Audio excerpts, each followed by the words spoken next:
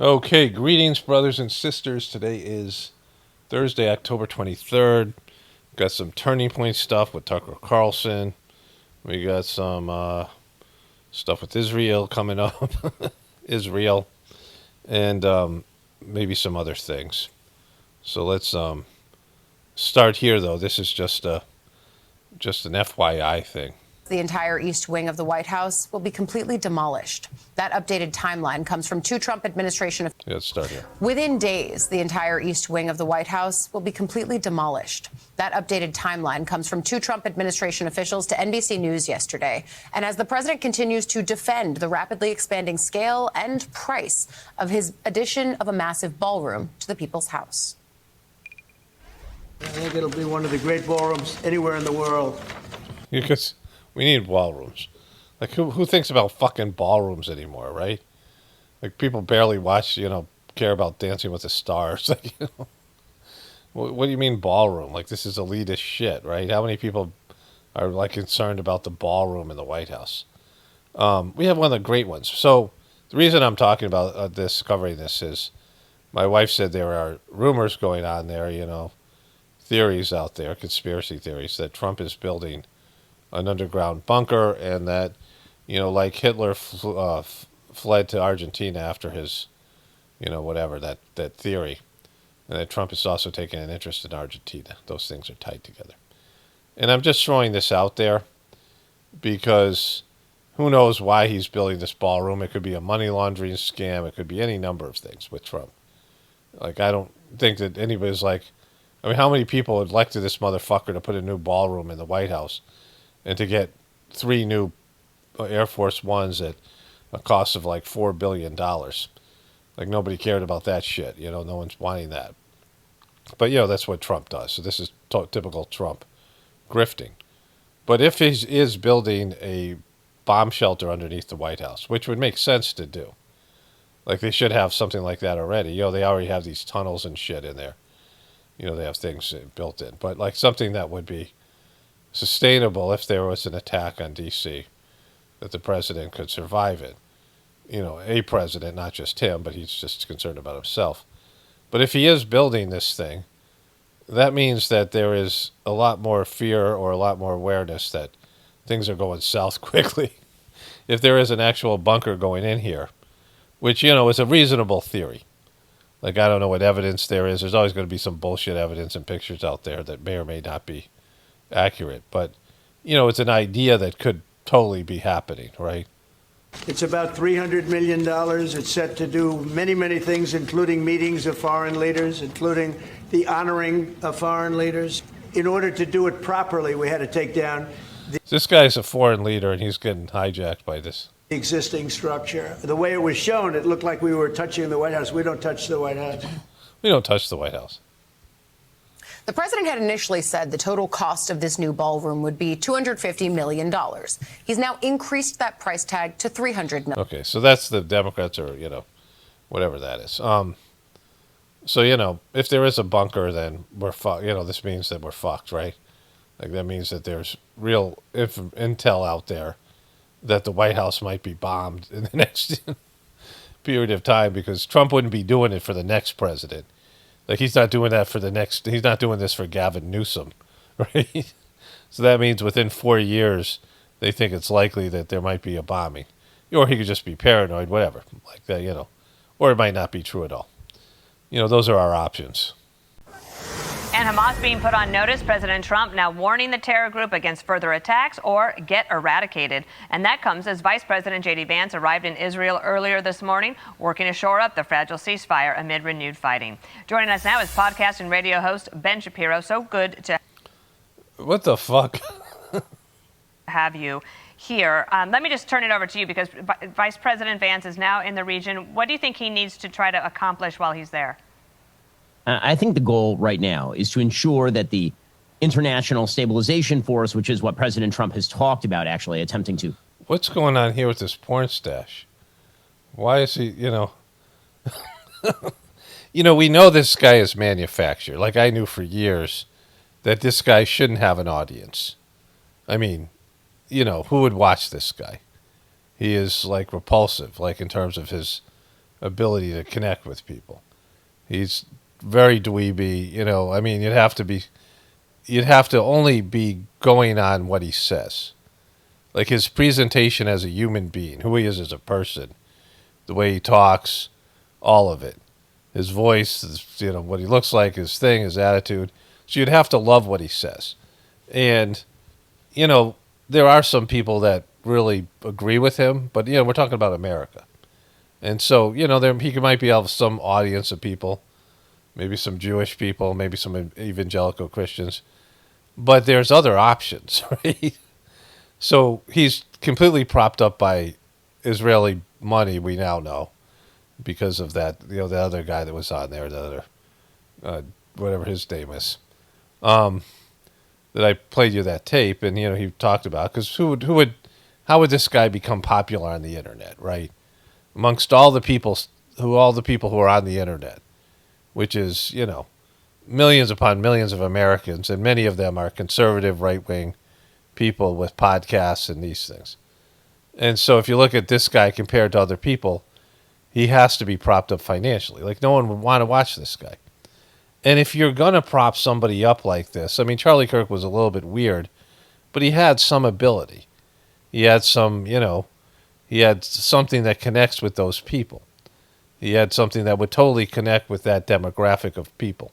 And there's a lot of angry young men out there, you know, a lot of white men in general, young guys who are in college and they have no future and they're pissed about it. You know, the insults of these people, you know, these guys who appeal to that demographic. But why would you pay this guy? Why would you prop this guy up? I mean, is this the best you can shit out, right? To have some guy, a Jewish guy who's going to go out there and shill for Israel and, you know, American citizen. You couldn't find a better guy than this, a more likable guy, a guy with like a sense of humor, you know, comedian. I mean, this is what you're gonna pay for, right? This is what you're gonna prop up. Guarantee the safety and security of the Gaza Strip is actually put into place. And this is the sort of sticking point in phase 2 of the agreement. Phase 1 of the agreement. You know, they just bombed a hospital, Israel. Like, to make it sound like Hamas is doing anything, right? And they're the ones who are the problem. Which was already achieved, was the release of 20 live hostages. And most of the dead hostages, some have already come out. More are supposed to come out. The next question is what happens with the Gaza Strip next? Israel retains security control of somewhere between 53 and 50. Yeah, they fucking obliterated it. They destroyed it. They made it into a real estate project. They've got rid of the demolition part, and now they're going to build other stuff. That's what's going to happen. 8% of the Gaza Strip, sort of a buffer zone that works in a U around the core of the Gaza Strip. Hamas is still quite active in that area, and Hamas has been pulling members of al-Shabaab, which is a sort of rival group in that. Okay, that's enough of this guy. I mean, he is just, you know, the worst. Like, he's the most obnoxious person in this sphere with a lot of them. There's a lot of unlikable people, but he's not unlikable in a way where, you know, he's emotional and he says outrageous things. He's just icky. Like, he's just repulsive. Is that a puppy? Fuck's going on here? So, Turning Point put this out. They only have 70,000 views on this.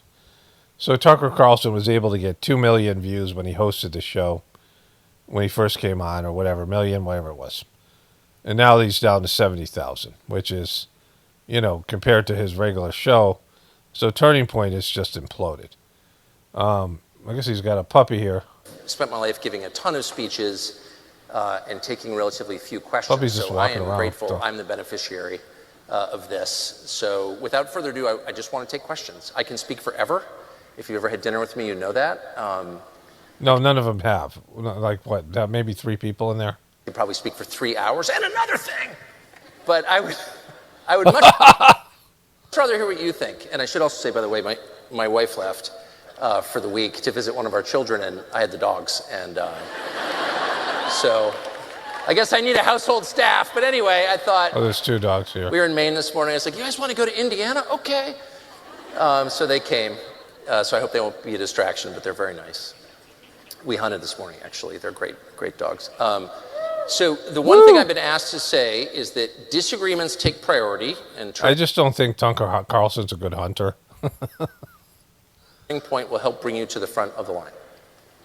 whatever that means. So without further ado, please hit me with your questions. You can't hurt my feelings. I will answer as honestly as I possibly can and as cheerfully as I can. And, feel no need to be cheerful to me, but I will be to you. So first question. I will be.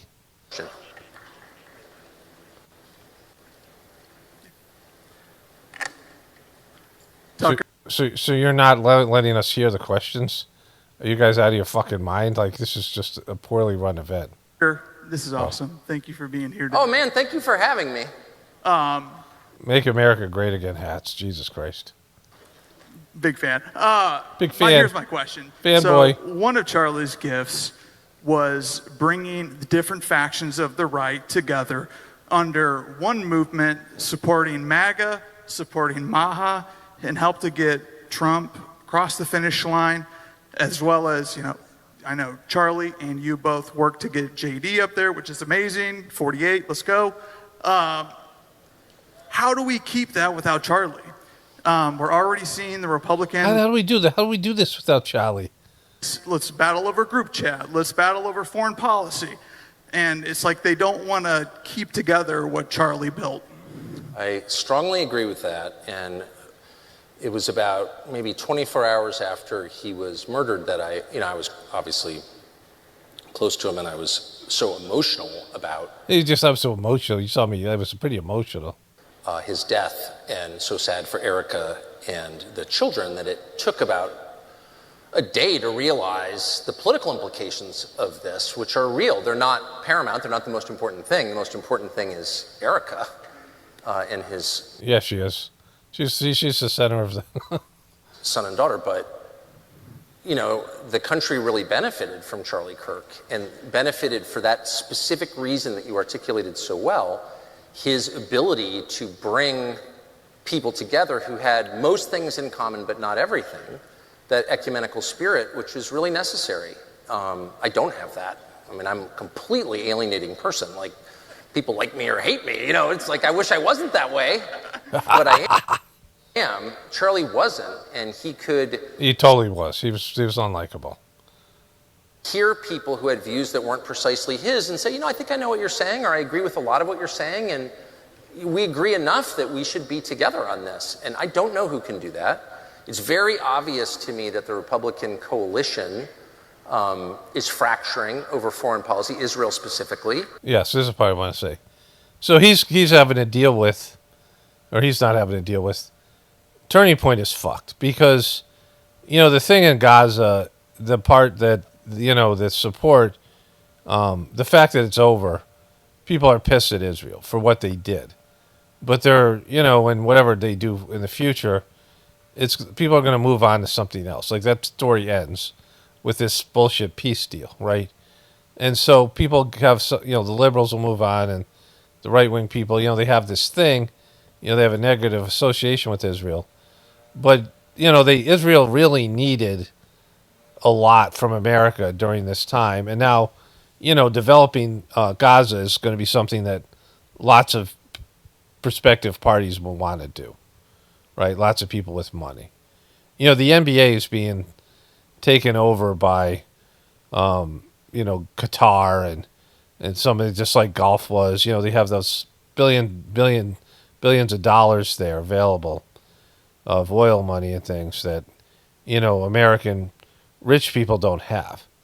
And so these foreign people are buying up like NBA teams, NFL teams, sports. It's going to change things. There's going to be NBA Europe and, these other places, international. Like, these things are all going to be globalized, and you're going to see foreign, money buying up your sports franchises and things like that, right? Like the NBA Dream Team, the NBA Olympic team was sponsored by Qatar, and the basketball players who were supposed to go to Paris, France, and play in the Olympics flew from Vegas all the way to Qatar. They had to stop in Iceland to refuel because they were bought and sold by the Qataris. The whole, the lavish things that they were able to do for the players, which was put them up in private hotels in the Olympic Village and all that shit. Because of that money, they had to go and pay homage, right? So this is what's happening. And there's all this money that's going to pour into Gaza Strip and develop it. America is going to want to do that. They're going to want to, American business is going to want to be a part of that. And so the upset of the anger towards Israel is not as bad. They needed Charlie Kirk for this period of time. And America was turning against Israel. They had to wrap this thing up, as Megyn Kelly said. And so now that anger has been, tamped down a little bit, that there's still this element of did they kill Charlie? So that's the sticking point here. And that's a narrative that's out there. Candace Owen has not emerged with her bombshell revelations that she claims to have, right? And so, this whole thing with Turning Point and all these things, it's now his death is the sticking point, not so much what they did in Gaza. I mean, that's still there. It's still fresh. But it's, when something gets resolved, it dissipates, right? People move on to something else. So now you have this fracture in the Republican Party of the people who still want to shill for Israel and then people who are in Israeli bankroll. Charlie Kirk couldn't exist without pro-Israeli money, without being Charlie Shekels. And so they have that element, but there's lots of people in the right wing that, are seeing it for what it is. And this is where they're fucked, right? Because they need the money, and certainly Turning Point does. And Turning Point also needs the anti-Israeli fans and the people who think that Charlie Kirk was killed by Israel. They need those people. And so it's a great thing to look at. It's one of my favorite kind of things, where people have two polar opposing masters. They have their fans that they have to appease, and they have Israel that they have to appease, and these two groups are against each other, right? And they fucking totally deserve it. Like, they deserve to have that situation. Okay, so they must have gotten Tucker Carlson in some way. This is like a 2-hour thing, and an hour and 49 minutes. And they only mention Israel twice. Tucker said it in the beginning, and then this kid. Foreign policy, we're still giving a shit ton of money to like Israel and Ukraine. Nothing is happening. The war's not stopped. He promised it'd be done in a day, and it's, I don't know how many months, 8 months or something like that. It's a long time. Your dad was in the CIA, and I was wondering, does our government even want war to stop? Do they want conflicts to end? It seems like we have a difference of interests where we're getting told one thing and the other is happening, and I feel like there's not enough communication between different sects of government, and I really That's great. Your dad was in the CIA. I think the deep state's controlling everything, and we have no control. Well, let me start at Woo. Obviously, you probably sense that I agree with a lot of that. Obviously, leave my father out of it. I'm gonna have to kick your ass, which I could do, by the way, if you bring him up again, because he was a wonderful man. Whatever he did for a living. He was in the CIA, Tucker. I really do hate that. But leaving that aside, and don't test me, son. I hate to say I agree with a lot of what, I think you probably know I agree with a lot of what you've said, and it's enormously frustrating. It's shocking, actually, and I do know. Okay, but he doesn't mention Israel himself. Now, Tucker loves to talk about Israel, and he did that good bit on Israel, that whole thing about, how the size of their economy is a state the size of Delaware with half the economy of New Jersey, and that they have nothing to offer us, and we just keep on giving. And he gave all the statistics of the money and all these things, right? It was an excellent bit. I showed you that. And, once even a piece of shit shill like this, if they do good work or they do things that are, I'm not going to, everyone's judged on a moment-to-moment basis. Or everyone, I won't say judged by me, but judged by, by whatever judges, right? We judge ourselves, in a sense, on a spiritual level, in terms of what we're doing to be congruent with the truth and reality. But, the CIA thing is just lingering over him. But someone at Turning Point, or Turning Point themselves, said, hey, we can't be talking about Israel the whole time. Or don't talk about it at all. Because they're hemorrhaging fucking money. and they want to quelch that shit. But you could hear this kid wasn't a MAGA guy. He's not a Trump person. And he got agreement from the crowd because there's many people that are pissed about the fucking money we've been giving to Israel. You know, the Ukraine thing aside, like that's not a Trump issue. That's a Biden thing. But Trump is owned by Israel in a way that's obvious to most people. And so this stuff with Charlie being shackled and him having to confront this issue, realizing he's getting rolled by his own people, his own, followers. And so, Turning Point's try to just not talk about anything controversial. And that's like your fucking job, right? If you want to have an interesting show, you got to take on these fucking issues. And you got to take on the issues that your people care about. And that's why they have no fucking views. Like, they've plummeted. They've cratered. Okay, so Turning Point has 5.6 million subscribers. So, you would think that they would get, I don't know, 200, 300,000 views per. I mean, it's a lot of these subscribers are, they're just not active. Like, you have subscribers that are not active. And some of it's bullshit, right? They're done by bots, whatever. But, when Charlie was making videos, we go back to when Charlie was still alive. Here, before that. He got 200,000, 200,000, 1.7 million, 122,000, 91,000. There's a 21,000 one. 100,000, 63,000, 283,000. Some of these are 2 million here, So there are some videos that would pop. If you're putting out multiple videos a day, some videos are just going to get more. If people are going to get notified on some videos and not others. There's all those things. But it's not a very, back then, a lot more views. And here, with this clown hosting the show, political violence is not both sides' problem. Only 10,000 views, right? And that's 13 hours old. So that's, this thing should go up less. It should go up like by another 5,000, but it'll probably go up more because that's how they buy views, right? This one has 8,000, 5,000. These are all 14-hour-old videos. 15-hour videos, 6,000, 7,000, 32,000 from a day ago. The most important video you can watch today, no fucking views, right? They brought out Charlie Kirk versus a Bible-denying Oxford student. Let's watch that one. And that only got 62,000 views. So even Charlie Kirk can't, deal with that thing. Charlie Kirk get another huge win.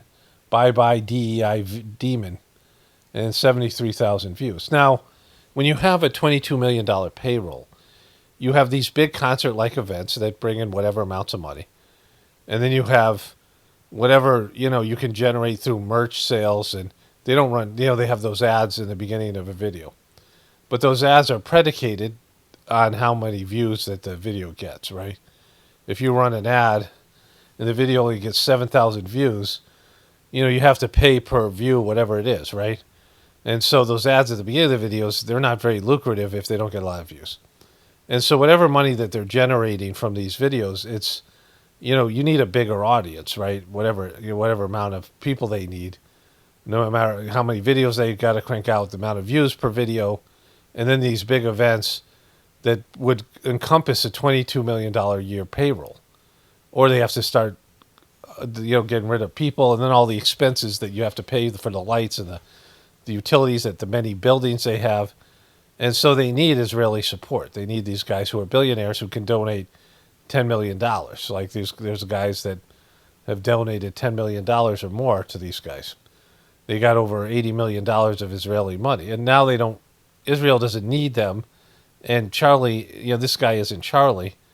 And so there's no way they're going to be giving him as much money, right? But these guys can't survive without that money, but they can't, survive unless they confront the fact that Charlie's official story is bullshit, right? And there's this stupid gag order that's been slapped on that, which makes these guys, well, there's a gag order, so we can't talk about it, sure, but no one's going to watch your fucking videos if you don't, right? And so let's get into the two videos I have here. Charlie Kirk, 1993, 2025. That's this guy here. We saw that. You've spoken a little bit about your belief in the sanctity of life and the inviolable dignity of the human person. I take it that you accept evolution. It depends what you mean by that. Do you think we've evolved from primates? I don't know. Okay. But I do believe in the biblical account of creation. I also acknowledge that there is an abundance of scientific research that shows adaptation. Species change is heavily inferred in the data. I don't know enough about it, but I believe the scriptures to be true. Yeah, they're both bullshit. They're both propagandized fucking bullshit things. And you can be a theist and also believe in God-ushered evolution. Yeah, I completely and so, agree. of which I allow people much smarter than me to make determinations on that. It's completely irrelevant to my core theology, though. Okay. Are you happy Look at this weird shaped head. for me to proceed with the question, Please, though, on that yeah. basis? Sorry, So yeah, I didn't mean to you're interrupt kind you, of- but yeah. No, that's fine. So you're kind of not vaguely, but you seem generally happy with the idea that maybe evolution is true. I hope that that's the case. I mean, Well, I actually I don't believe that. I think that okay. I'm not saying you said happy to that evolution is true. Well, not necessarily happy, but Well, that was the word you surely- used, though, right? Okay, fine. Willing to accept that based on the evidence, evolution is a fact. No, I'm not saying You it's a don't- fact. fine. I'm actually, again, I say I'm open to have my mind move. I mean, you have to be a moron to believe it's a fact. And, my understanding in terms of the Sizemore system, there's the creation story, which is there's the Kashob, the original stir, the original thought that created the universe, right? And, with that, there was, this thought, let it be. Like God came, there was this, the male part, which is active, and the female part, which was nothingness, right? Which was the empty universe. There's two things. There's, a catalyst, and then there has to be a medium. The female part is the medium, which everything's created from. And then there has to be something that activates that potential, that creation, right? You have the egg in a woman, you have the egg in a female of a species, and then you have the activator with the male principle. And so with that, there was the created universe, and everything was created. All the soul energy, which they don't tell you in the Bible because that would fuck their whole story that they're trying to bullshit people about, right? And so, the story, the idea that the soul is created at the moment of your birth is fucking really stupid, and it's not where the original discovery of the Atman that came, thousands of years ago, 100,000 years ago in India, wherever it was, when somebody realized, hey, we have souls, and that changed everything for humanity, right? But not really, because it did and it didn't, right? But for some people, and this idea of a soul changed everything. And so all this stuff was created, and the grosser, heavier things were at the periphery, the farthest end of the spectrum of creation.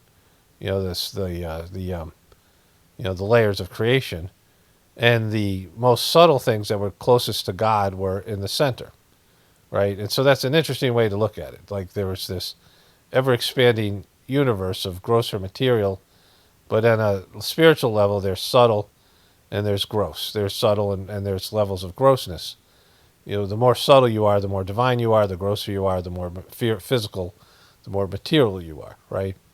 And so the need of that expression, if you think about creation and animal life and tree life and plant life and rocks in terms of gross and subtle, and you have like layers of consciousness, like not that people are more subtle than animals, but we have a more refined, more subtle layers of consciousness that we can penetrate to, that we can realize this, potential, right? But in terms of human beings, it's there was a lot of evidence that there was these, we were test tube babies, like we were created as slaves, like the people that are here now, that there were other humans that were more advanced technologically and in other ways that needed slaves, and they needed people that could exist on this planet more easily than they could because they were from another atmosphere, right? Another, planetary body with a different type of everything that they would, the air that they breathe and all these other things. But if you take local like apes or whatever they might be, and you plug some alien DNA into them, and you fuse a chromosome or two, then you get what we have now. And so there's a lot more evidence supporting that. That's the theory that I believe in. It's talked about in the Whispers of the Brighter World, and also there's this other kind of stuff. But the Darwinian theory and the creation story of the Bible are just completely debunkable. Like whatever you believe, those things are, there is evolution in terms of species. There's legless lizards that are now snakes. They've devolved to give up their appendages. There's bumps where their arms used to be. And there's all these adaptation around us. Creatures adapt. And we see that. So that's real. Like there is that form of evolution, but the evolution story is not correct. The Darwinian evolution story. And, that's these people all know that, who are, Freemasons and the rest of these people. This girl doesn't. And I look at the data, but I believe, given the abundance of equal data that atheists must reckon with, that there is a fine-tuning problem to our existence that I believe warrants that there is a God, intelligent life came from a God, and I believe the scriptures to be true. That in the creation... see, that's the problem. Like, you can have an experience of God, and you can have an experience of God through your religion. You can go to church and have an experience of God, because God will be everywhere, and anybody who's using God or willing to connect to God or be a conduit for God could be a conduit for God. But that doesn't mean that person is, or that religion is, the only one or the best. It just means it's the one that you experienced, right? And so really it's the level of experience that you can have through a system, and there's no system in Christianity to help you to connect to the divinity within you. If you're a spiritual person, you go to church and you have some kind of or something to do with your religion, reading the Bible, and you have an epiphany and you have a spiritual experience, it's confirmation that there's a God. It isn't confirmation that your system is the only system and that every bullshit thing in the Bible is true. I mean, that's the same for my thing or anything that you do. Your experience with God is separate from the organization. The organization can be a catalyst and can be a helper, or it can be a hindrance and, whatever, the teachings or whatever it is. But it's the experience you have of God is proof that there's a God. It's not proof that your religion is what you're hearing in the religion is true, right?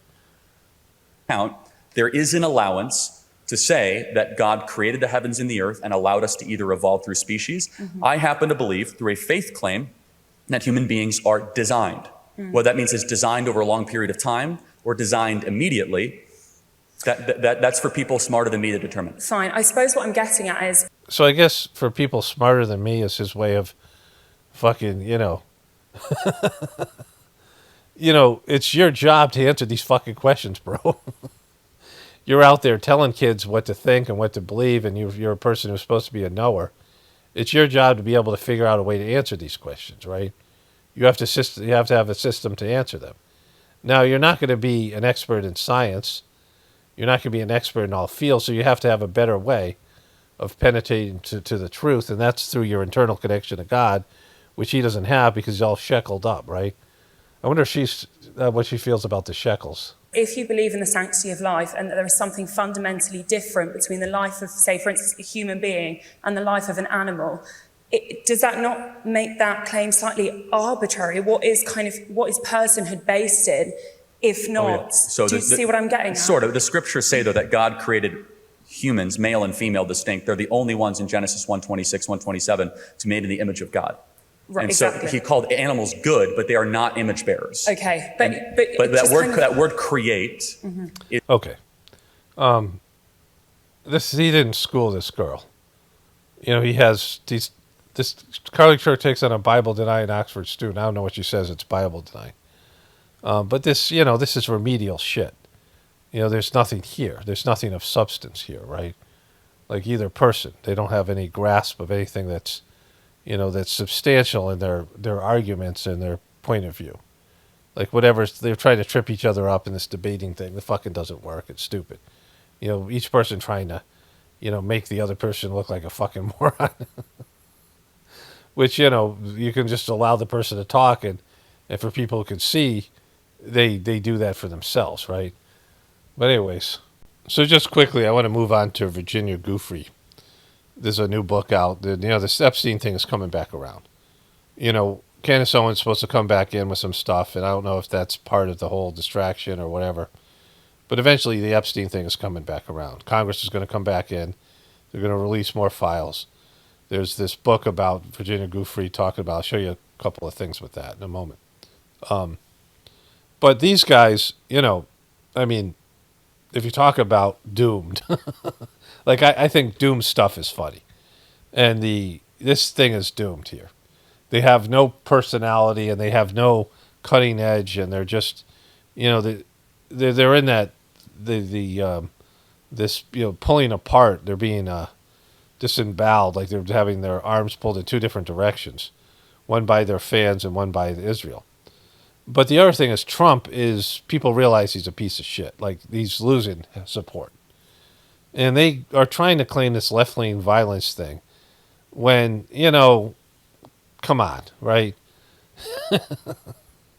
Like, the left-wing people, the majority of them are, you would say, are pussies compared to the right-wing people. Like, if I had to bet on a fight and there was, way less right-wing people, I would bet, and of course there's older people, but I'm talking about the military type people. I would bet on the right wing people, right?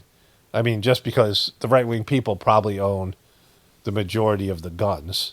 Like if there's a civil war, the right wing people are just in terms of the weaponry, right? In terms of the amount of guns that are available, they have the majority of them. I'll check out the number when I get done with this.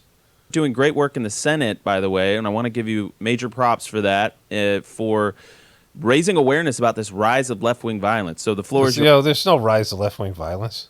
Senator. Well, listen, man, it's good to be back with you. And, it's the first time I've been on the show since Charlie was assassinated. And he wasn't assassinated if you're doing the official story. That's not an assassination, right? That is a fucking murder. That is a fan-based murder. Like if Madonna got killed by someone who didn't like Madonna, a right-wing person. I just don't know why I know Madonna. But, anybody. Britney Spears, Madonna. You wouldn't call it an assassination. It would have to be political, and it's not. Like that kid is, an 18-year-old kid, doesn't know shit. And, he has, all the stuff about the kid is weird. It's not true. It's not a, whatever is true or not true in this thing, that kid is not the culprit. Like that part of the story is complete bullshit. Whether Charlie's dead or not or whatever, any number of things that are possible out there. This kid killing him is not one of them, right? It's just not true. It's silly. But if it was true, it would not be characterized as an assassination. It would be, he's not working for somebody. He's not part of some sort of left-wing organization. And, given the amount of people who died on the behest of America giving money to Israel and support to Israel and Hamas, we have 600,000 people dying. All those people are not worth less than Charlie Kirk. Not one of them, right? Like all people's deaths should be counted equal. Like not, we have ones that are more famous or more story worthy. But in reality, a death is a death, right? like many who knew him, is just devastating. And I'm not sure there were interviews in the first couple of days, and I really struggled with the words because it just felt like it was such a big tragedy, and such a big giant tragedy. Those left wing fucking violence. This is why they're hemorrhaging. They have nowhere to go, but things that nobody gives a shit about, and most people don't really even believe. Okay, so in a recent survey, and there might be Republicans who would lie about this, but the Democrats probably wouldn't. Indicates that 45% of ChatGTP said this. 45% of Republicans and Republican-leaning independents personally own a gun, compared to 20% of Democrats and Democrat-leaning independents. So it's 2-to-1, more than 2-to-1. Additionally, 66% of Republicans live in a house with a gun, while 31% of Democrats do. These figures highlight a significant partisan divide in gun ownership rates in America. And then there's independent people who are neither Republican or Democrat, and they're going to be more on the Republican side. At least they're not going to be pro, the liberals. So reality is that that's where the violence is, right? Where potential bullying comes from the people who own the guns. So let's get into this. Virginia Giuffre beaten, raped by a well-known prime minister, an attack that broke Epstein's spell, her memoir reveals. Prominent Epstein victim, Virginia Giuffre, was brutally bloodied, beaten, and raped by a well-known prime minister in a series of savage encounters that finally helped the teenager break free from the sex trafficker's spell. In her posthumous memoir, Nobody's Girl, a memoir of surviving abuse and fighting for justice, Giuffre recalled begging Epstein to step in after the unnamed politician forced her to beg for her life. But the pedophile coldly told her it was simply part of her job. After the attack, I couldn't stay a fool, having been treated so brutally, and then seeing Epstein's callous reaction to how terrorized I felt. I had to accept that Epstein meted out praise merely as a manipulation to keep me subservient. When I heard her talk, she seemed to be, more believable, more authentic than many other people involved in this thing. A lot of them just come off not so great. Some of the victims too. Like they come off looking kind of fake. But she seemed to be someone who was real. Of course, she's dead now. At least she's been Epsteined. Epstein cared only about Epstein, she wrote. Giuffre simply referred to the deranged man as prime minister, saying that she was afraid the brute would seek to hurt her if she printed his name.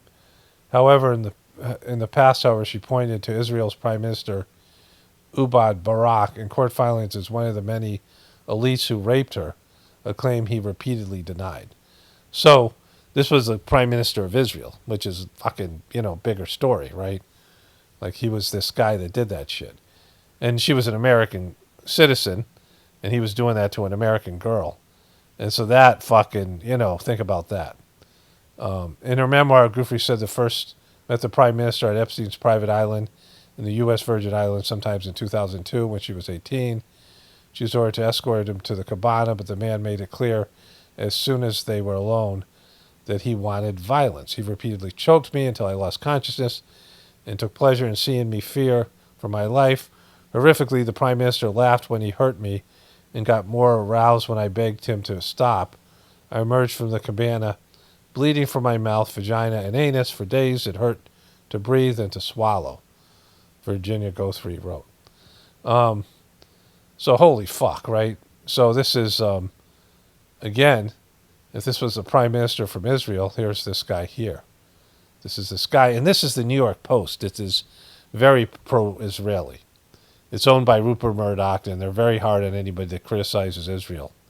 I mean, they're completely shackled up. And they're coming out with this, so that's even more telling. I got down on my knees and pleaded with him. I know if Epstein feared the man or if he owed him a favor, but he couldn't make any promises, said Coley, the politician, saying Coley of the politician's brutality. You'll get that sometimes. So, this fucking guy, right? Look at this piece of shit. Regardless of whether he did this, she said that he was one of the guys. So, that's fucked, because that shows you the prime minister of Israel was part of this thing. I mean, this whole thing is bad for, this whole, whatever it is, right? An explosive new book hitting the shelves today is set to heap fresh scrutiny on convicted sex offender Jeffrey Epstein and Britain's Prince Andrew. Nobody's Girl is a posthumous memoir from Virginia Giuffre. She is the woman who alleged she was trapped. This is why Prince Andrew had to give up his claim to his titles. The stuff just isn't going away. Whatever reason this is. Whether it's supposed to be like this, whether this is planned, whether this is divine intervention, this is just the way things are working, whatever it is, right? This has happened organically, or you never know. Like, you never know why you're seeing what you're seeing. You never know who's responsible for it. And I want to get into this. I have some some whispers of the brighter world messages I'm reading at the end of this that I did for my Journey series. I'm going to put it in here because I talk about how, there's if there's things that you can predict that have already happened, you go past the fourth dimension of time, where things are, time is cyclical. We experience it as linear here, and I get into it more at the end, so I'm just going to talk about there. But, it's a difference between being able to change things or everything has already happened, right? There's nothing you can do about it because it's already happened. The future is already in the past. Your present is already in the future and in the past. Or your present is already in the past, right? It's not something that you can change or manipulate. By Epstein while underage and forced to have sex with high-profile men, including Prince Andrew. For his part, Andrew has always denied Giuffre's allegations. He just paid her $12 million. Well, she died by suicide earlier this year, but Giuffre, suicide in air quotes, his co-author, says another powerful man came up in their conversations. Have a listen. Did she mention President Trump at all in your discussions? Oh, she absolutely did. She was a huge Trump fan because he campaigned on releasing the Epstein files.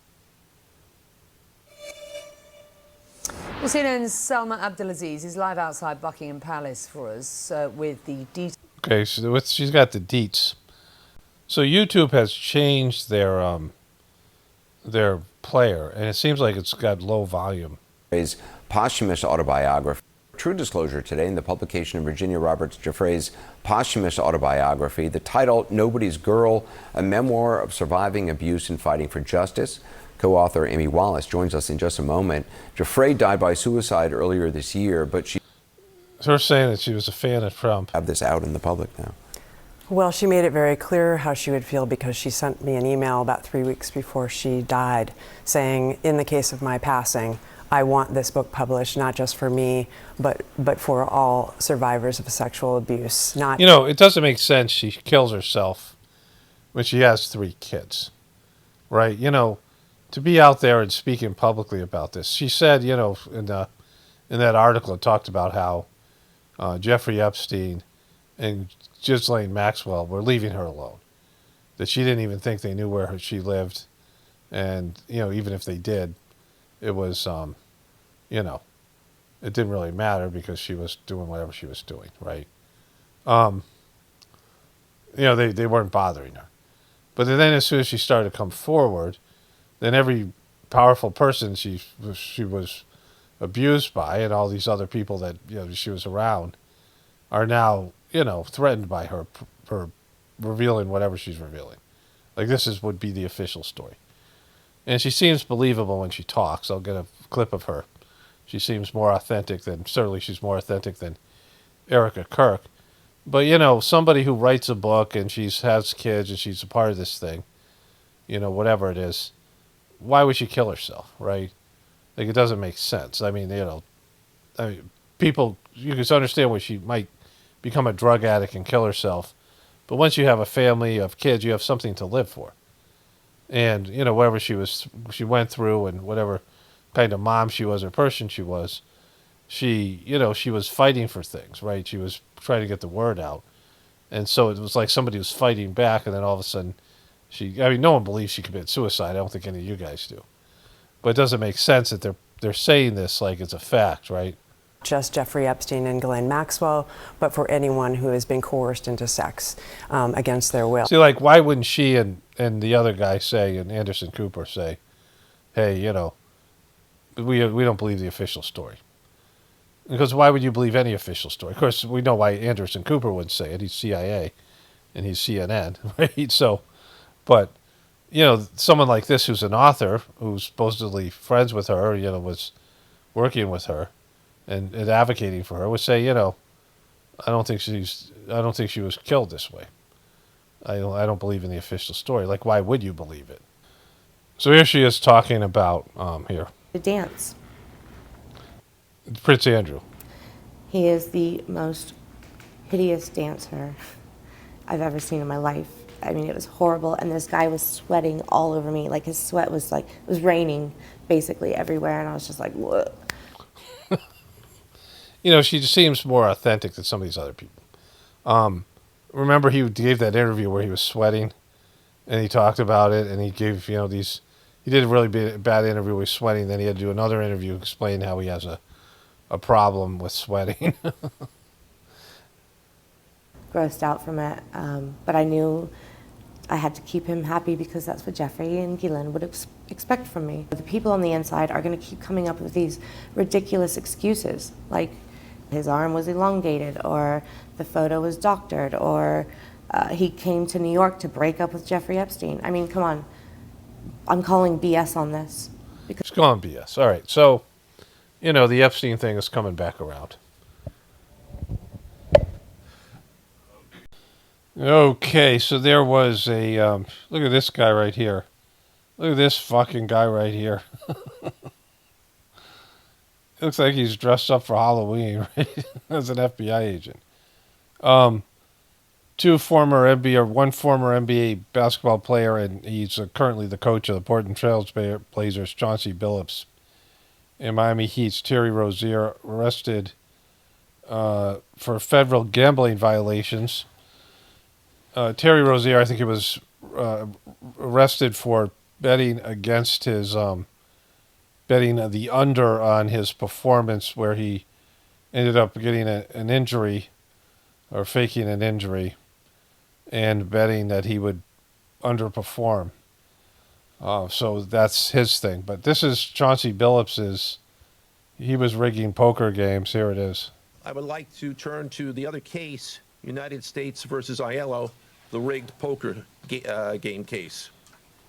Beginning as early as 2019, the defendants in this case orchestrated a scheme. Who are these guys? Like, what are they getting? Like former, like fucking bouncers and shit. Like, to use wireless cheating technology to run rigged poker games across the United States, including in the Hamptons, Las Vegas, Miami, and Manhattan. The Big Four. The scheme targeted victims known as, quote, fish. They were victimizing fish?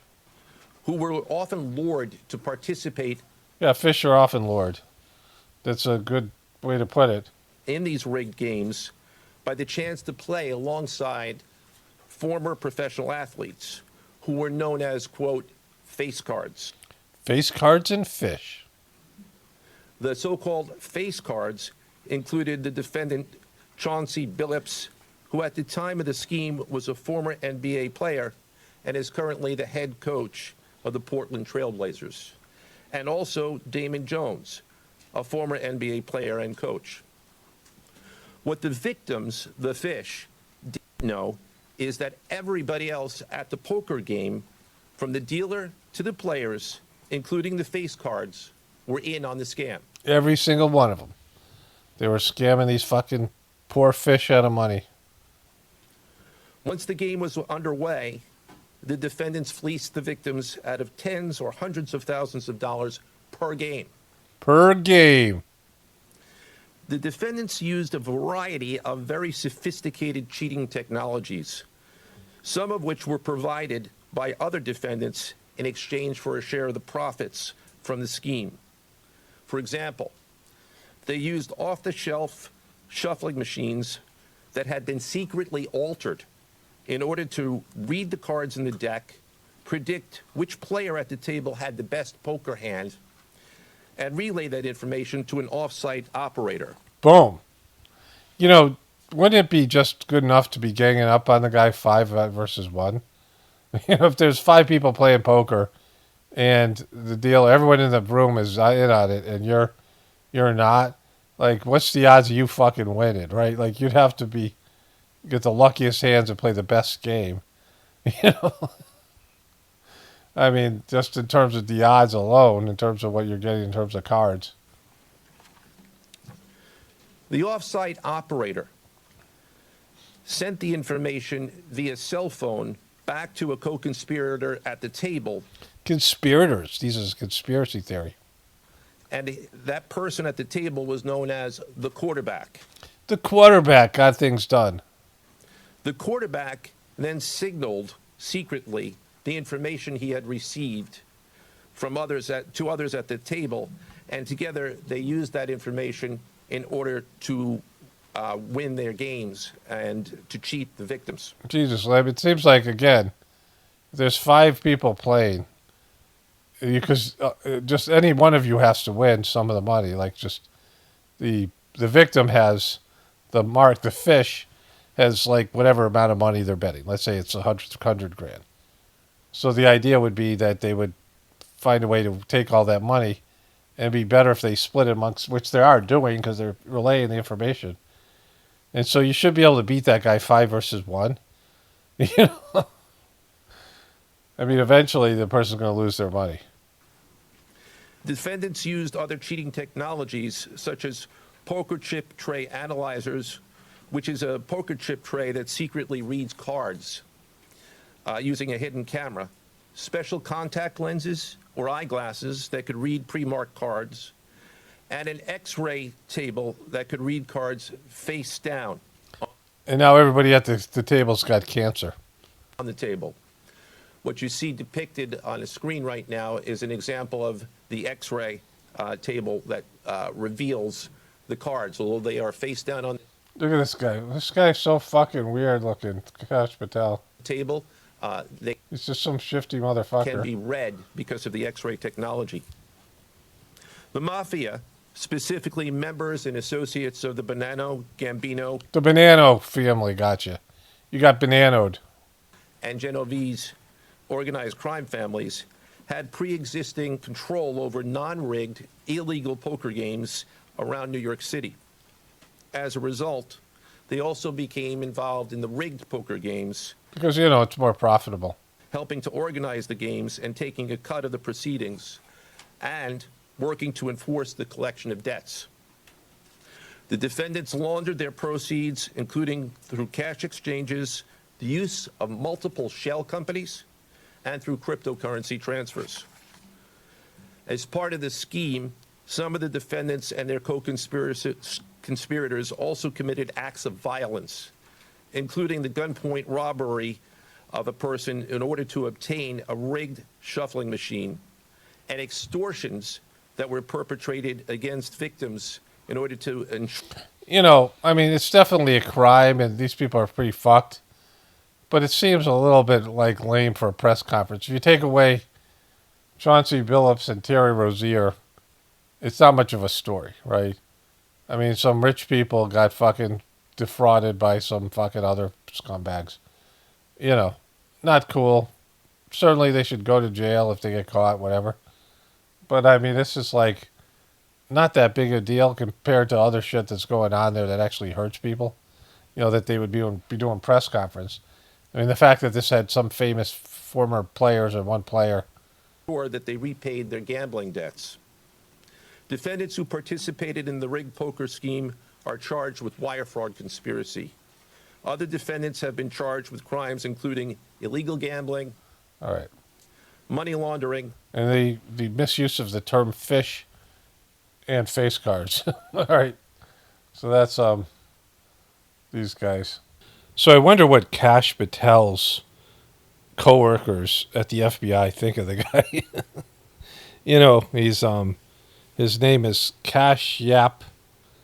Kash, his last name, his full name is there's a Yap at the end of it, a YAP. So it's Kash Yap, and it's probably not pronounced Cash, right? So then, he's an American lawyer and government official. Has a notable career that spanned the legal field and high-level national security and defense roles with the U.S. government. And so he's highly experienced lawyer and national security professional with a proven track record in federal law enforcement. This is from Gemini. Intelligence oversight, counterterrorism, and senior executive leadership across the Department of Defense, Office of Director of National Intelligence, and the National Security Council, currently serving as director of the FBI. So he is probably a lawyer that had something to do with Well, here it is. I just scrolled down to the bottom. And so in 2005 to 2014, he was a public defender in Miami-Dade County, Florida. And so he worked as, he defended criminals, right? And so represented clients in scores of complex jury trials in federal and state courts covering felony cases ranging from murder and narco trafficking to complex financial crimes. So he was a public defender, right? Someone that is paid to represent people who don't have the ability to hire like real lawyers, right? It wasn't like he was a prosecutor. So he was a public defender. And then he became a terrorism prosecutor in 2014. And so U.S. Department of Justice. And then National Security Advisor, Senior Counsel in 2017 to 19. So he's a lawyer and kind of a dweeb, he's a nerdy guy, right? Because he's small and he's not physical. And so he wasn't out there busting people and, working as like a real FBI agent. He was doing all Deputy Assistant to the President, Senior Director of Counterterrorism 2019-2020. So that was when Trump was president. Principal Deputy Acting Director of National Intelligence, and that was 2020. And then didn't have a job for fucking 4 years.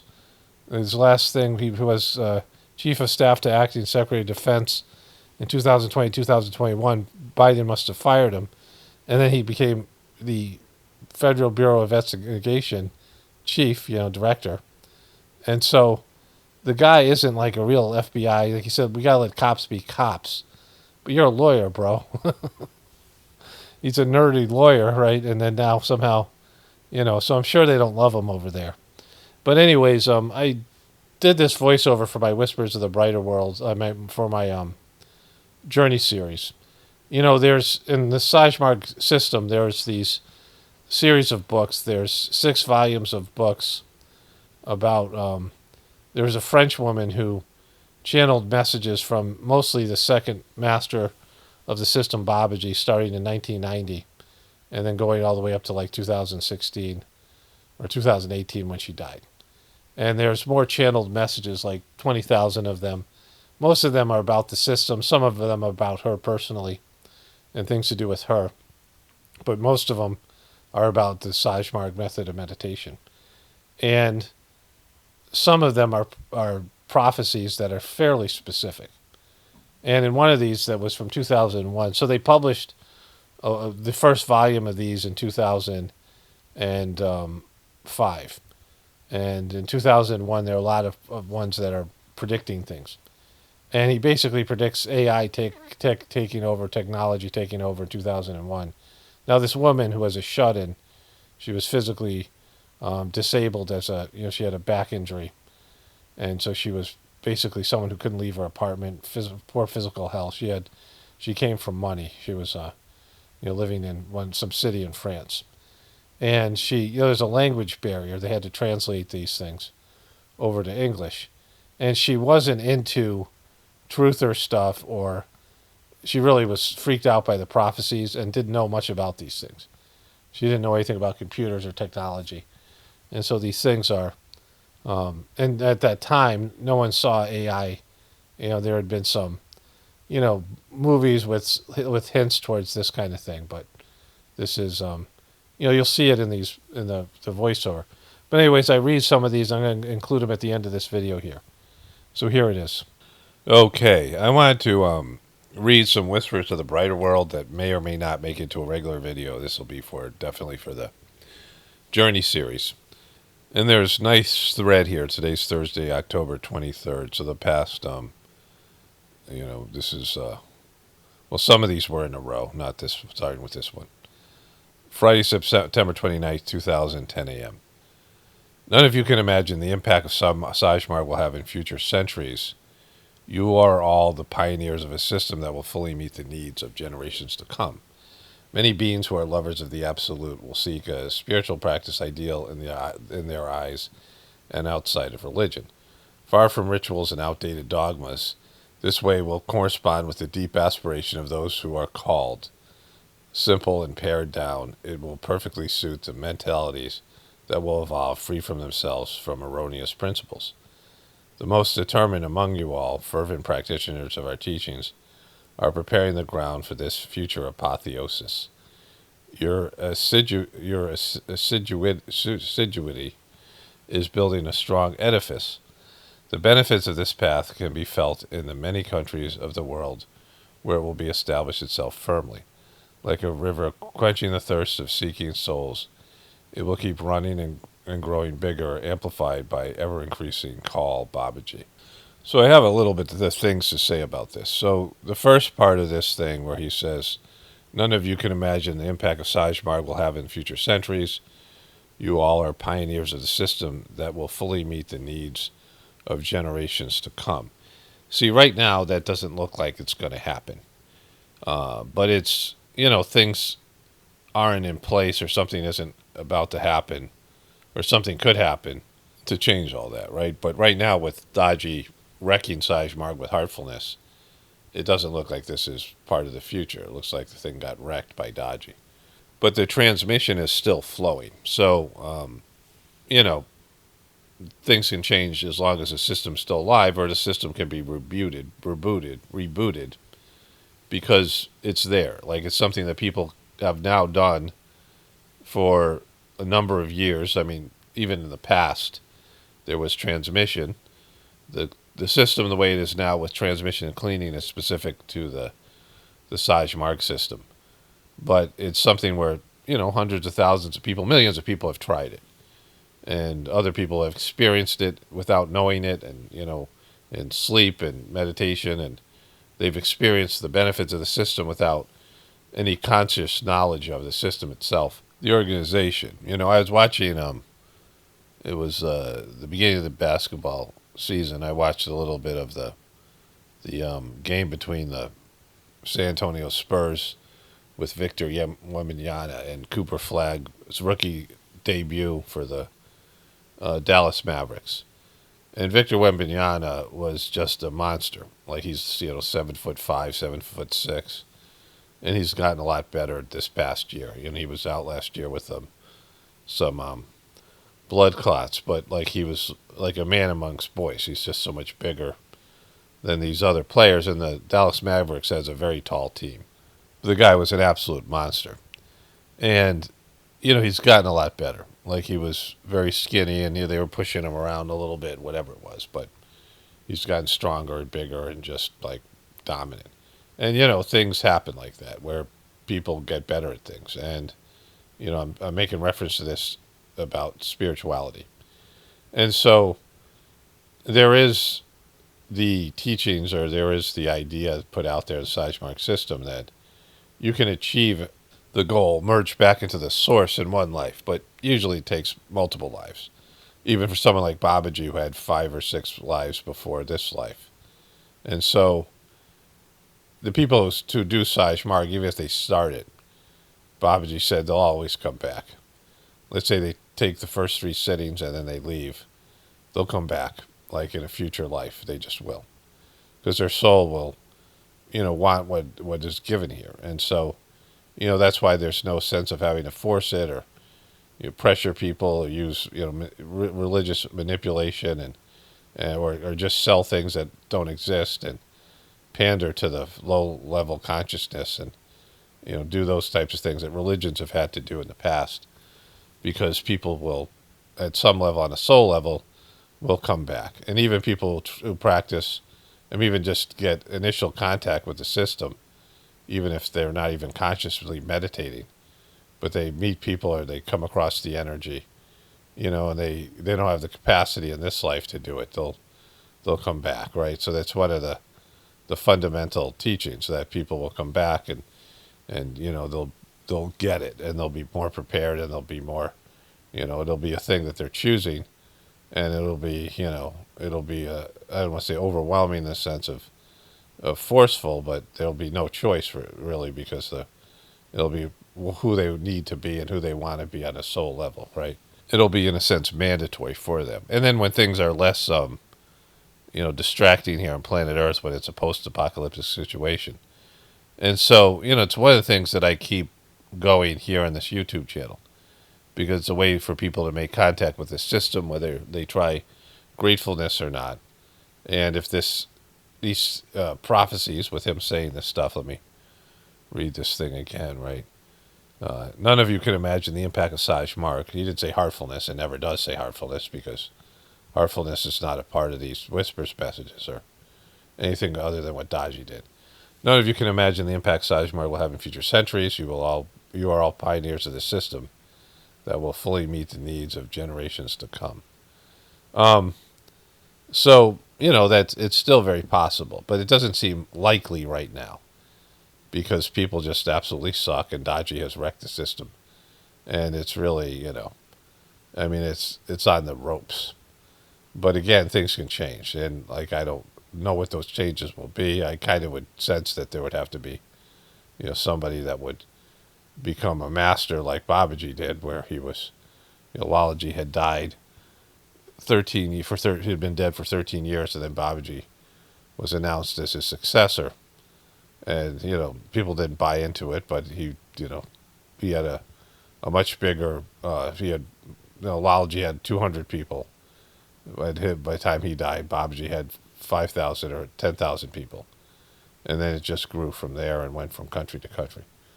But, it's still possible. And, and if it says it here, and this is, something where there's the time, it doesn't mean anything here to beings that are outside of a body. When you're a soul, time is not linear. Time is cyclical. You can move back and forth in terms of time when you're not in a physical body.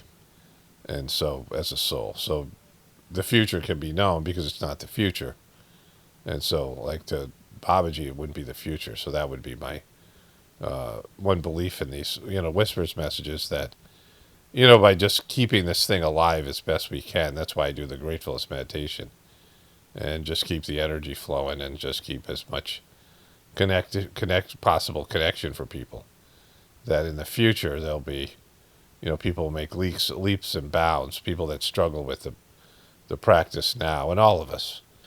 People who are doing the practice regularly are still just, you're only using a small percentage of what's available to them, which is talked about somewhere over here. And so this one, there's one more thing I want to say. The use of the word pioneers. When my family and I were my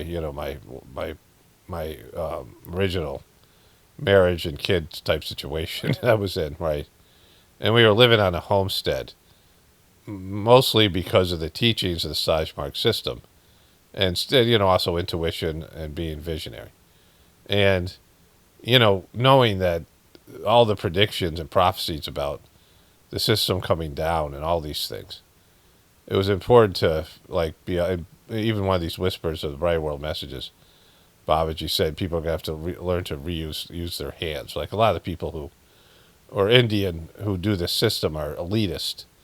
They are very rich people, and they all have servants. Many of them have servants, and they consider some work dirty work, and they don't do it. But Charji was into even Daji was into farming and these things. But these people, and of course Lalaji was, these people lived in rural areas, so they didn't have the benefit of, it was the time period, especially in India, but even in America, people in the 1900s were much more doing primary labor. They grew food and they did all these other things, but we've lost more and more of that. And so when my family and I were doing this, there was so much pushback from other people. And I'm like, well, don't you guys read the books, or you don't believe in this stuff? You don't believe in the teachings or the prophecies of the books? And it became a whole thing. And I would find all these comments, these whispers messages with pioneer, the word pioneer in it. There's so many whispers of the brighter world messages that have pioneer. I should read all of them someday in some journey series. But it said pioneer over and over again. You guys are pioneers. Now he's talking about in a spiritual sense, but also, be a pioneer. It's also to be someone who's creating a pocket of the future, where you're seeing the world the way it's going to be, and you're preparing for it. I used to spend more time trying to convince all these people, in part because what we were doing had value to everybody, and we needed support, and we needed help, and we needed community. And there are a few people that were doing it here or there. There are people who were, open to these ideas. But, you know, the way everything went down with my family imploding, you know, my family just, it just got broken apart or whatever. And then Saj Mark turning into this heartfulness bullshit and all these people just sucking in some way. Like, it seems like, you know, I look back at it now, I'm like, boy, I wasted my energy because I looked at these people as my possible community and all of this, and none of it, you know, all of it disappeared. And, you know, just in that sense, you never know what's going to happen, right? Like, you think these things are going to go a certain way, and, you know, they can go one way or the other, like you're always in that situation. Things can go, you know, in the positive way or the negative way, or the spiritual way or the material way, or, you know, any way of looking at it. But this was more like, you know, the door's open and the door's closed. And the door was closed for me in that particular path. You know, I gained knowledge and experience that I share here, and I'm using with my wife now to create, you know, whatever our little pocket of the future that we're building. But, you know, it's everything changed, and it doesn't take much, and I couldn't have foreseen where I am now as opposed to where I was. And so, you know, you never know what's going to happen is what I'm saying. But anyways, let's move on to the next one here. You know, change is such a powerful force, and that we always have to be aware of it. Wednesday, October 4th, 2010 a.m. Don't dwell on what is said in this book on channeling. The issue is complex, and there are reasonable scientific explorations of the state. The ones that given do not capture the most striking aspects of it.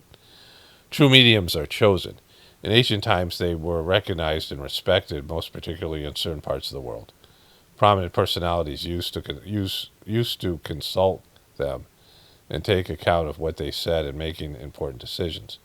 Some heads of state do the same today, but they are careful not to disclose it for fear of being laughed at by the ignorant. It's worth stressing that true mediums are rare. Do not seek to know more on the topic. Further explanations would not convince obtuse minds. There are better things to do. Let those who can understand. Excessive materialism drives individuals away from knowledge and of the real capabilities of the human. At the speed things are going, people will become real robots one day, completely dehumanized. The innumerable resources of the brain, which have already been mentioned, will not be recognized and used for a long time to come. Many steps remain to be cleared before reaching the age of enlightenment. That is the way it is, Babaji. And so, a lot there, right? But this idea that people will become robots one day, and then the other things about, you know, the medium, which, you know, this stuff comes out in books that these leaders had these, you know, people who channeled messages, and Nancy Reagan, you know, had people, you know, and they've, you know, a lot of them believe in it, but they won't say it publicly, right? So let's go to the next one here.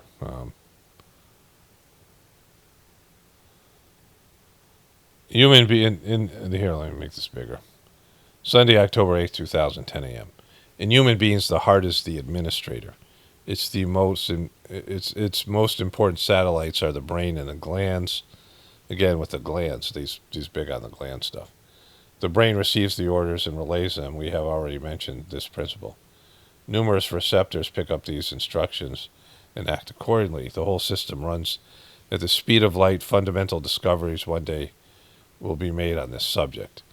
The most up-to-date computer does not measure up to the performance. Nothing can equal creation. The results obtained by it are prodigious, but are the fruit of human intelligence applied to the development of this hardware. Humans have created this monster, which means computers, that will end up devouring them. Its power will become such that there will no longer be a place for them in society.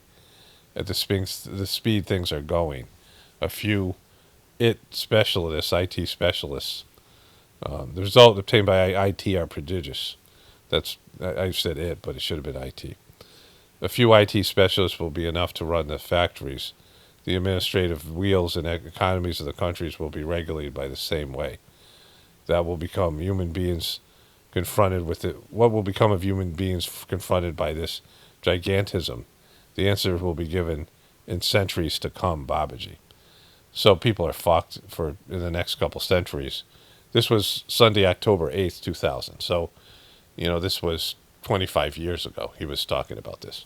And we are just, on the cusp of the disaster of the AI stuff. And he said IT, but it might have been AI that she was meant to take down.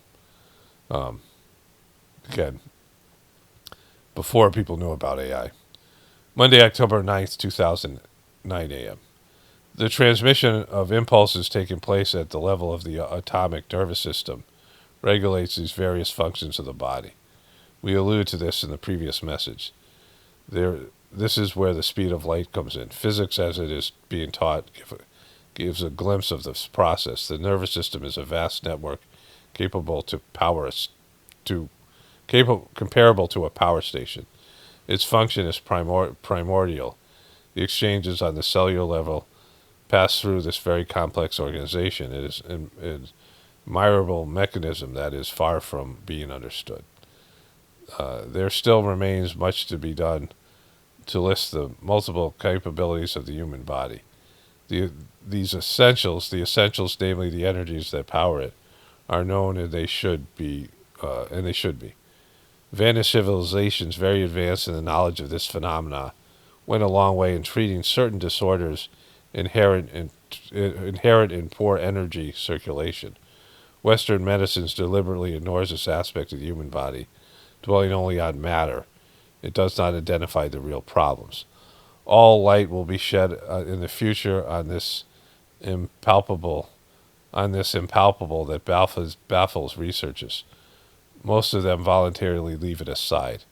A great revolution will be needed on this point for good of humanity, for good of human beings who will suffer more and more from explicable disruptions due to numerous forms of pollution, Babaji. He means all the stuff to do with, not just AI, but Wi-Fi and the rest of it. And then this one here, Tuesday, October 10th, 2000. Human consciousness only uses a small part of their potential, apart from some gifted beings more evolved than the average individual. Most correspond to the level of evolution the Earth is in its current cycle. Evolution and regression belong to a system of balancing karmic forces. We will not venture any further into the meanders which will not really enlighten you about the human condition. These laws go beyond the current understanding of incarnate beings who come to Earth to do particular work for their evolution. Understanding these great projects is not essential. A certain kind of knowledge is within reach of those who really want it, although it is erroneous in many respects. As it appears at the dawn of the century, it remains an element of reflection on the greatness of the universe. Faced with this complexity, human beings must feel small but grateful for the attributes granted to them. Creation as a whole remains a mystery for the most scholarly, who believe they have found a rational explanation for everything that they have explored so far. They have only lifted a tiny part of the veil, but seeking it is not a futile endeavor. Humility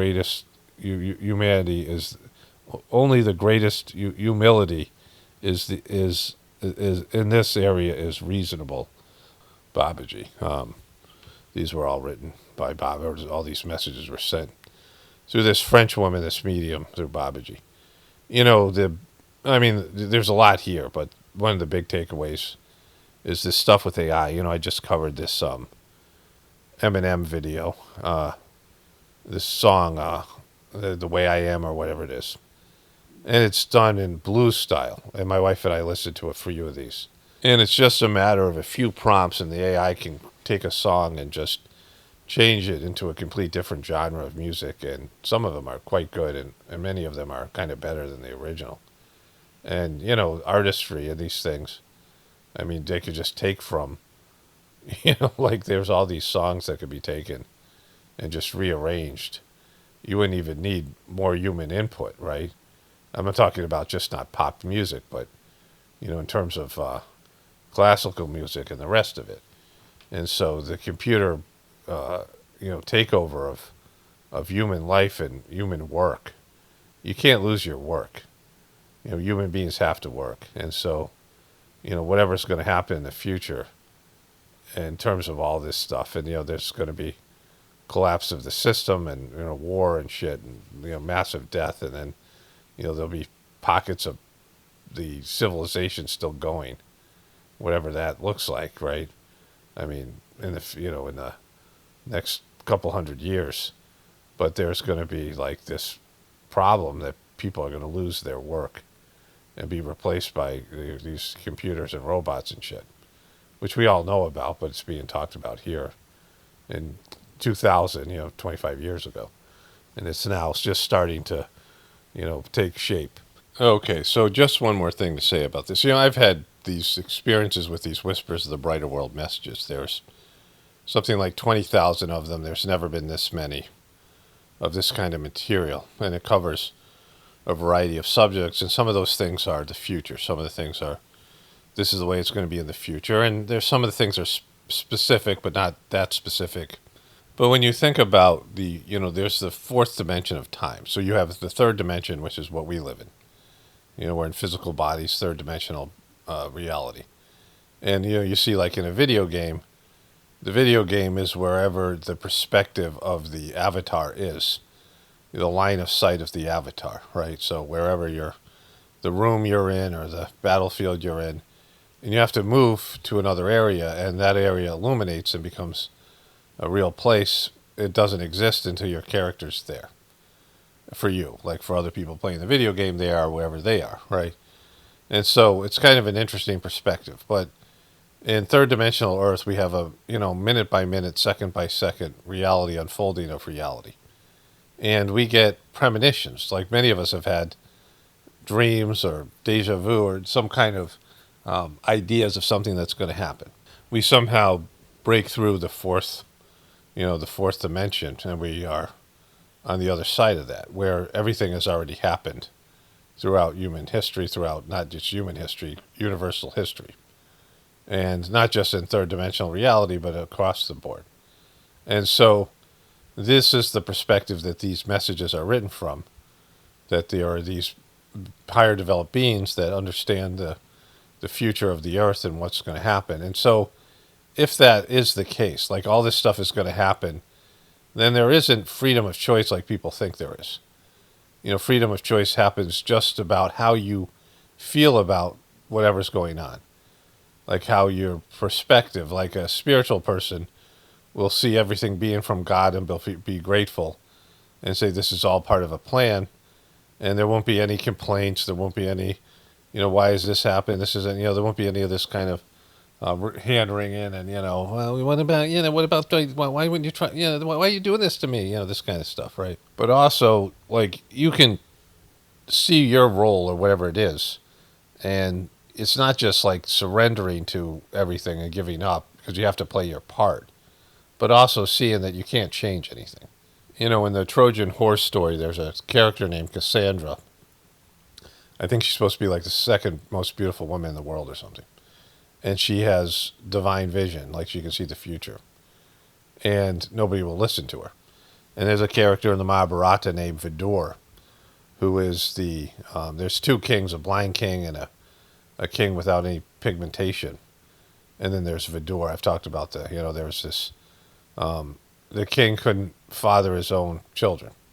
So they decided to use the genetics of some multi-thousand-year-old saint. He's like a 10,000-year-old dude that is living in the woods meditating, right? And he comes into town. He comes into the kingdom, and they're like, "You have to go bang you gotta go bang the queen." And he's like, "Well, I've been living out in the woods for like years. I need to shower, freshen up, whatever." They're like, "No, there's no time for that. They're ovulating." So he comes in. He's like disgusting, and the queens, they're like not into it. And one of them closes her eyes, and so her son's born blind. The other one turns like pale. She's like, she's grossed out by the guy. And her son is born without pigmentation, right? And his name's Padu, the other guy's Darashta. And there's these two, groups that are, these two sons end up like having warring kids, like warring cousins, right? That's where the Mahabharata takes place. And they're like, just in case, bang this maid. And the maid's like just glad to be, you know, having been impregnated by a saint. So she's totally into it. She's like spiritual. And she gives birth to this guy, Vidor, who doesn't have any royal standing, but he's brother to these two kings. And Vidor has the, like, divine vision. Like, he can see everything.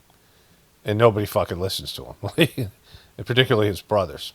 And they know he has divine vision because at the end, when the Mahabharata is taking place, the blind king is asking him to say what he sees, because the guy could picture the whole battle in his mind. He's describing it to the guy. In the TV show, the blind guy, because his kids are getting their asses kicked throughout the Mahabharata, he's just moaning throughout the thing as Vidor tells him it. But, you know, there's this repeating theme that there are people who can see the future and nobody fucking listens to them, right? And there's visionary people, and people, you know, not only in some cases kill them, right? In some cases torture them or whatever. And so, you know, changing what people are going to do is impossible, even because it's going to happen. You know, you seeing it, like if you could see the future, you know, you could profit off it personally, like you could, you know, whatever it might be, you know, buy Bitcoin when it was 10 cents, like I could have done years ago.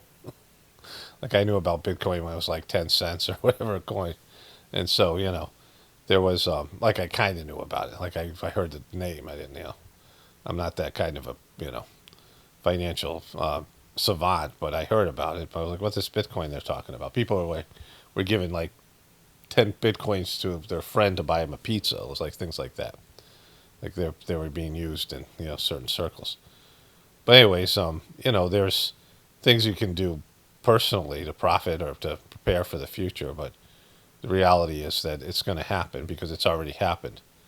It isn't something that can be changed because, you know, people always have this thing, oh, they're going to go back in time and kill Hitler. Like that's, you know, this time travel. But you can't do any of that stuff because you can travel back in time, but you can't affect what's going to happen. Like your traveling back in time would already be a part of it because it's already, you know, it's not something that can be, people can go back and forth and rearrange the timeline. It's already established. You know, the future and there is no future and past. It's already all occurred. It's just we're experiencing it at a different level because we're in the third dimensional reality where we're limited in terms of our experience of time. But, you know, this fatalism, it's not about giving up or, you know, whatever it is. Like you're supposed to still do what you're supposed to do, but you can be more relaxed about it. Because there's, you know, you're not going to affect it one way or another because you're going to play your part and you're playing the part that needs to be played. And everybody's doing that, even the people who are evil, whatever, they just, you don't have to get all that upset about it. Like this is just all part of the, you know, whatever's going to unfold. And when you have that sense of it, you can be much more relaxed about everything. And, you know, that something is, you know, there is even though it looks dire, it looks, you know, like dark right now, this is a small window, a small, you know, a grain of sand on a vast desert, you know, a vast beach or whatever it is. A small one grain of sand is just the time period that you're in. And so, like the next 10,000 years isn't really a big deal when you think about the big expanse of time. 100 years, 200 years, whatever it might be. And so, like looks bad now, but things can change in a heartbeat. And, you know, if nothing's bad, if there is a God, and this is all part of a plan. You know, in these Whispers of the Brighter World, it talks about how there's going to have to be an intervention, right? There's going to have to be a external, some kind of extraterrestrial intervention because people are just going to get to the point where we don't have the capacity to deal with the technology that we have, and we're just fucking everything up. So, you know, and I think that's inevitable. So we can just wait for that. Anyways, you know, that's just some thoughts about this.